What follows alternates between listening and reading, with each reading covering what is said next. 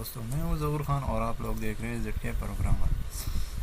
दोस्तों, आज मैं आप लोगों को लुकअप एंड रेफरेंस फंक्शन में एक फार्मूला सिखाऊंगा जिसका नाम है इनडायरेक्ट फंक्शन।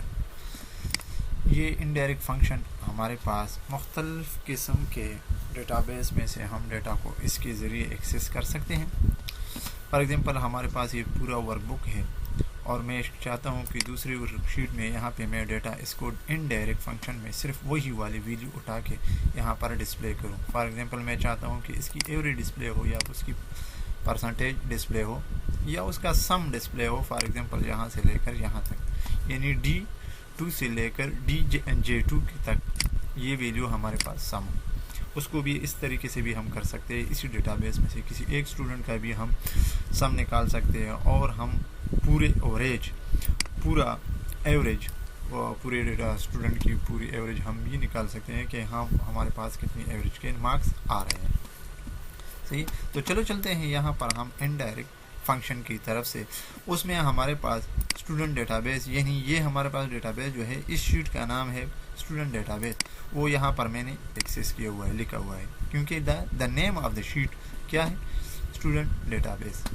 यानी start cell of the range यानी K2, यानी यहाँ से लेकर यानी K2 से लेकर K15 तक ये डेटा हमारे पास एक्सेस हो रहा है, यहाँ से 15 तक।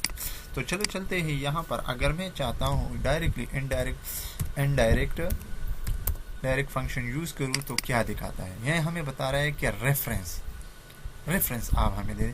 मैं इसका रेफरेंस देता हूँ और ब्रैकेट क्लोज एंटर, ये रेफरेंस एरर दे रहा है। अगर मैं इसको यहाँ पे ब्रैकेट में क्लोज करके, अब ये क्या कह रहे हैं, उसी डेटा का रेफरेंस हमें यहाँ पे डिस्प्ले करेगा।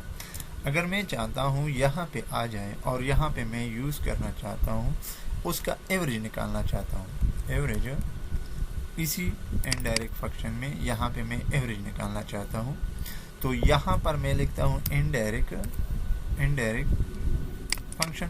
ये हमें बता रहा है कि रेफरेंस ऑफ द टेक्स्ट, तो रेफरेंस ऑफ द टेक्स्ट मैंने यही दे दिया, यही वाला क्वेश्चंस।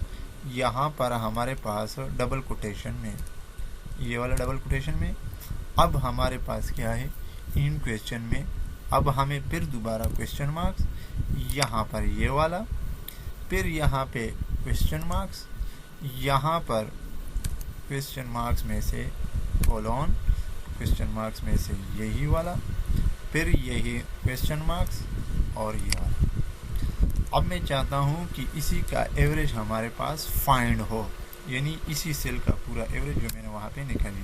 तो देखो यहाँ पर ये वाला एवरेज डायरेक्टली आ गया, ये देखो ये एवरेज यहाँ डायरेक्टली डिस्प्ले हो गया। मैं चाहता हूँ, फॉर एग्जांपल, मैं चाहता हूँ यहाँ पर उसका सम निकालना चाहता हूँ, इक्वल टू, यहाँ पर फिर मैं कुछ नेम लिखना चाहता हूँ, किसका सम निकालना चाहता हूँ, यहाँ पर ये इसका सम निकालना चाहता हूँ। सही है, तो D2 से लेकर J2 तक, तो D2 में यहाँ पे लिखता हूँ D2 और नीचे J2, यहाँ पर मैं इसका सम निकालना चाहता हूँ, इक्वल टू, अब सम फार्मूला अंदर यूज़ करना होगा, equal to bracket indirect function. यहाँ पर हमसे रेफरेंस मांग रहा है, रेफरेंस वही वाला, ये क्वेश्चन, अब यहाँ पे ये वाला। अब इसको दोबारा क्वेश्चन मार्क इन क्वेश्चन, अब दोबारा यहाँ पे हमारे पास क्या है, ये नहीं, ये वाला, अब दोबारा यही वाला क्वेश्चन मार्क्स से कोलोन डबल क्वेश्चन मार्क्स, फिर यही वाला और फिर यही ब्रैकेट क्लोज और एंड। तो ये हमें सम दिखा दिया इसने। कहाँ पे सम आया देखते हैं, इसका सम है कि नहीं।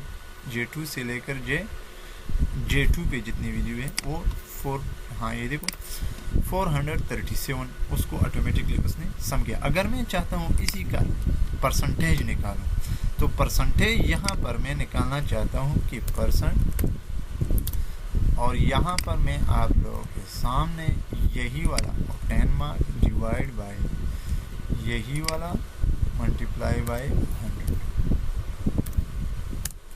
ये 10 मार्क्स आ गया। अब यहाँ पे परसेंटेज आ गया, अब यहाँ पे मैं उसको थोड़ा सा डिक्रीज़ करता हूँ, राउंड अप। हाँ बस यही परसेंटेज, ठीक है। अब मैं चाहता हूँ कि इसी परसेंटेज को मैं एक्सेस करूँ, इसी परसेंटेज को मैं क्या करूँ, एक्सेस करूँ, इसी बंदे का परसेंटेज। तो ये क्या है, एम पर है ना, तो इसी का परसेंटेज मैं अब लिखना चाहता हूँ कि ये परसेंटेज हमें निकाल के दे दे। तो मैं डायरेक्टली यहाँ पर एम का परसेंटेज यहाँ पे निकालूँ। तो ये भी हम कर सकते हैं, उसका एवरेज भी हम निकाल सकते हैं, परसेंटेज भी हम निकाल सकते हैं इसी तरह। तो दोस्तों ये थी हमारे पास इनडायरेक्ट फंक्शन, जो हम मुख्तलिफ़ किस्म के तरीक़ों से उसका परसेंटेज निकाल सकते हैं। उम्मीद है दोस्तों ये वीडियो भी आप लोगों को पसंद आया होगा। आप अपने दोस्तों और रिश्तेदारों के साथ शेयर करना मत भूलिएगा, ताकि हमें भी अप्रिशिएशन मिल सके और आप लोगों को सीखने के ज़्यादा से ज़्यादा मौके मिल सके, ताकि आप लोग भी ज़्यादा से ज़्यादा सीख सकें।